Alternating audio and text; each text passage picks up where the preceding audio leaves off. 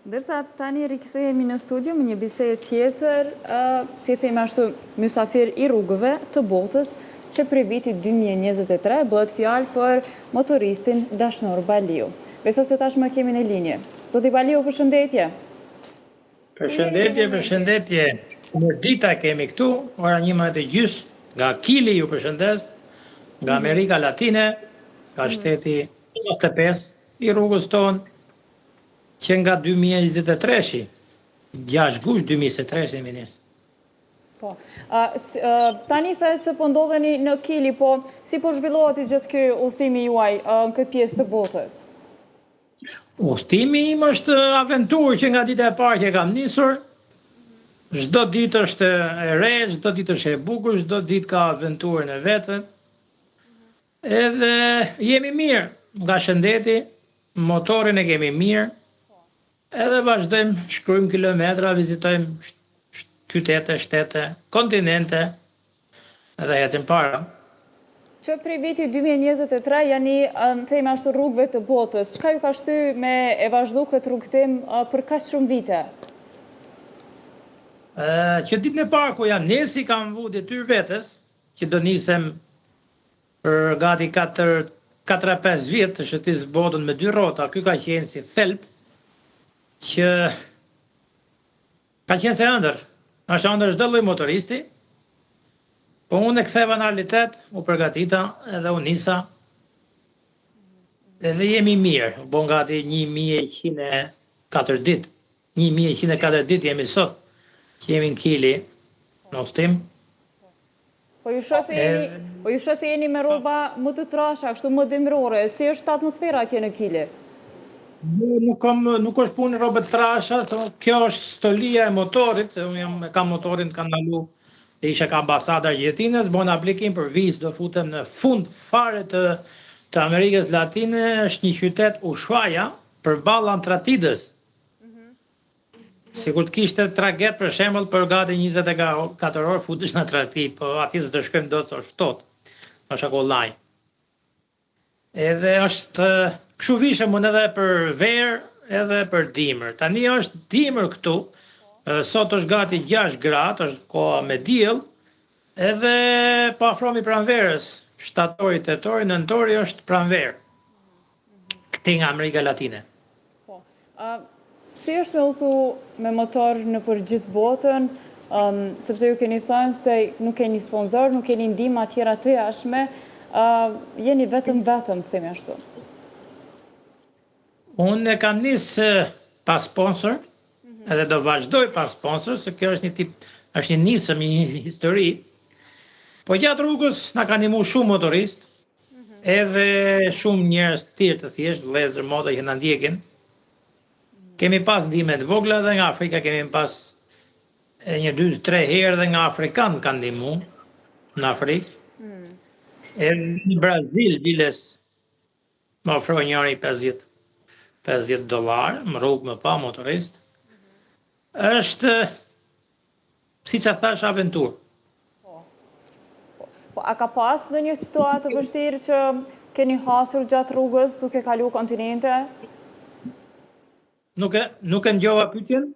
A ka pas në një moment të vështirë, ku, do më thonë, në sfida, kur ju keni kaluar prej një kontinenti në një kontinent tjetër? Ka pas momente të vështira, po unë jam i lidhur me vështirësitë. Edhe më bë më të fortë vështirësia. Momentet forta fare që ka të bëjmë me shëndetin nuk kemi pas. Ajo është kryesore, kurse tjerat janë thjesht jemi në natyrë, dhe përballemi me çdo lloj që na dal përpara, çdo lloj situate. Po me ndonjë prishje të motorit, si ja keni dalë, apo jeni përgatitur në gjitha aspektet? Jam 99.9% mekanik vetë. Aty ku më prishet motorin, ndaloj, hap valicet, nxjerr veglat, rregulloj, shikoj çfarë defekti ka, edhe vazhdojmë përpara. Ka pas shumë herë që kam ndalu, ka defekte të vogla, i kam reparu. Ka pas momente që mund të kem flet edhe i natë aty hap çadrën, edhe vazhdojmë përpara. deri tani jemi mirë. Po si është me po kultura, me taku kultura prej më të ndryshmeve? Është një histori shumë e gjatë punë e kulturave, si i thon 95 shtete, nuk na del koha me ta shpjegu. Unë shkruaj dhe çdo ditë, do ditë që ndodhin, kam një libër që 2 libra kam mush, tani kam tretin, që mos i harroj edhe do bëj edhe një libër pastaj në fund. Është një histori e veçantë, është një dije e veçantë ku tako kultura të ndryshme, njerëz të ndryshëm. Okej, unë s'di dhe shumë gjuhë të hume fol, pak anglisht di, po më shumë me gjuhën e shpirtit, me shenja, ka njerëz respektueshëm në çdo cep të botës. Kështu do me thënë me shenja, me gjeste, mirë një vesh me njerëz prej shteteve më të ndryshme, apo jo? Kjo pra është me shenja më shumë edhe me anë të telefonit, me anë të translate për kthimi që bëhet nga telefoni, kur kam internet. Kam pas internet, nuk kam qenë pa internet. Në çdo shtet kam marrë kartë, numër telefonit të çdo shteti. Edhe mirë. Po. A ka pas dikush? Brazil, Argentinë dhe Uruguay dhe Kili, në çdo stacion benzinati, themi, në çdo stacion karburanti ka Wi-Fi, në çdo lokal ka Wi-Fi, edhe ka qenë më ndryshe. Po, themi ashtu, si e mbani kontaktin me familje këtu që e keni, jeni në kontakt të vazhdueshëm, apo si?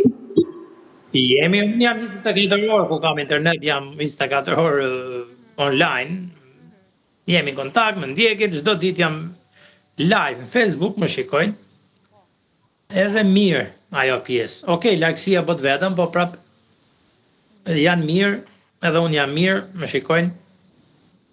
Çdo gjë që ka filluar të mbaroj, edhe pak, edhe 2 vjet mund të vazhdoj udhtimi, sipas kontinenteve, se edhe 2 kontinente kemi për të bërë. Ju thatë që nuk pranoni sponsor, në fakt nuk keni sponsor deri më tani, a ka pasur dikush ndonjë kompani e caktuar që ju ka ofruar juve këtë shërbim, po ju e keni refuzuar? Kohët e fundit kanë ofruar shumë kompaninë të ndryshme, por nuk pranoj sponsor, nuk pranoj se është misioni, historia e udhëtimit. I vetën në përbot pa sponsor. Kështu ka nisë, kështu do përfundoj.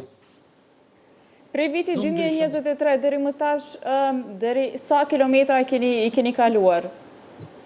Deri nga viti 6 gusht, ku jam nisur në 2023, deri tani kanë shkuar 184.000 kilometra. Dhe cilat do t'jenë ato destinacionet e ardhshme që ju do të shkoni dhe kur do ta përfundoni gjithë udhëtimin? Fundimi është në vendin e nisjes, në fshatin e lindjes, Funarës Librasht, në Shqipëri. Po cili do t'jetë destinacioni mbas Kilit? Destinacioni fundi kur të jam në Shqipëri, ajo është fundi. Në rregull. Tani nuk e di nga të vion. Do vitet do futem nga Italia, do futem nga Malezi, do futem nga Maqedonia, ja nuk dihet, se unë udhtoj pa plan. Planin e bëj 24 orësh, ku do udhtoj. Edhe nuk kam një plan dokumentuar që do shkoj këtu, do shkoj atje. Ç'm ndali parë. Kemi edhe shumë motoristë të tjerë që ndoshta dëshirojnë që ta bëjnë një aventurë të tillë, po brenda tyre mund të kenë atë frikën e ndryshimit të vendit, takimit me njerëz të kulturave të ndryshme, cili do të ishte mesazhi juaj për ata? Është e vështirë që të marrësh një vendim të madh, të udhtosh vetëm me kaq shumë kilometra, është e vështirë të jesh vetëm çdo ditë 24 orë non stop. Do t'jesh shumë i përgatitur, do t'jesh i fortë me veten tate, do të bëhesh shok i ngushtë me frikën, do të bëhesh shok me lloj që dalin përpara, po e mira është që ta nisim çdo lloj motoristi siç e kanë nisë, siç bëjnë xhiro, duhet me vizitu gradualisht Ballkanin, Europën, ka vende të bukura sa dush. Që ta nisish me çdo lloj limite, fillon shkallë fillohet udhtimi. Nuk fillohet direkt në ty të gjallë. Ta është rekord. Po, mi po pas gjithë këtyre muajve që gjindeni në për rrugët e botës, ka fillu që sa do pak me ju mungu ajo jeta që e keni pas në Shqipëri? Nuk e quaj që më kam mungu, po unë kam shokun me vetë të udhëtimit, kam si që flasë edhe në Facebook shumë herë, i kam hjek sensorët e mërzitjes, sensorët e frikës, sensorët e mallit, edhe kam menen vetëm këtë 2 rotat. Dëgjoj zhurmën e motorit si punon, edhe i fokusohem 100% udhëtimit tim. Dhe nuk shikoj majtas djathas, shikoj vetëm para. Ndërun faleminderit shumë që ndave kohë për neve, edhe pse jeni në mes të një rrugë apo në mes të një misioni që e keni për qëllim që ta kryeni. Nuk e ndjova më shpjegoj se vjen me përshkoputje. Thash, faleminderit shumë që jeni pjesë e misionit Bonbon, edhe pse jeni në mesin e një aventure apo një misioni që ju dëshironi ta përfundoni. Dhe ju faleminderit që më kushtuat pak minuta.